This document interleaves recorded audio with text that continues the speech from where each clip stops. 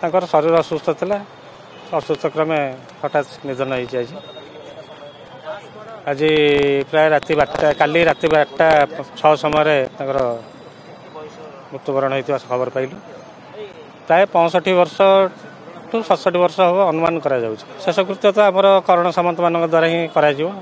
16 କରଣ ଯେଉଁ ଅଛନ୍ତି ମନ୍ଦିରର 16 କରଣ ସେଇମାନଙ୍କ ଦ୍ୱାରା ହିଁ ଶେଷକୃତ୍ୟ ସମ୍ପନ୍ନ କରାଯିବ। ମୁଖାଗ୍ନି ହୁଏତ ପୁଅ ବ୍ରାହ୍ମଣ ଦ୍ୱାରା ଦେଇପାରନ୍ତି, ନଚେତ୍ ତାଙ୍କର ନିଜର ପୁତ୍ର ଅଛନ୍ତି, ପୁତ୍ର ସନ୍ତାନ ଅଛନ୍ତି, ସିଏ ମଧ୍ୟ ଦେଇପାରିବେ, ମୁଖାଗ୍ନି ଦେଇପାରିବେ। ରାଜକୀୟ ଅନୁସାରେ ଯାହା ଆମର ବିଧିବିଧାନ ଅଛି ସନାତନ ଧର୍ମରେ, ଆମ ହିନ୍ଦୁ ଧର୍ମରେ ଜଗନ୍ନାଥ ସଂସ୍କୃତି ଆମର ଯାହା ଆମର ପ୍ରାପ୍ୟ ଅଛି ସେ ଅନୁସାରେ ହିଁ ସବୁ କରାଯିବ। ଆଉ ଆମର ଶବ ଦେବା ପାଇଁ ଦେଉଳ କରଣ ମାନେ ଆସିକି ସହଯୋଗ କରୁଛନ୍ତି। ସବୁ କରଣ ଭାଇମାନେ ଅଛନ୍ତି। ଆଉ ତାପରେ ବର୍ତ୍ତମାନ ଇଏ ସରିଲାଣି। ଆଉ ସେ ଅନୁସାରେ ଆମର ଏବେ ଆଉ କିଛି ସମୟରେ ଆମେ ସ୍ୱର୍ଗଦ୍ୱାରକୁ ବାହାରିବୁ।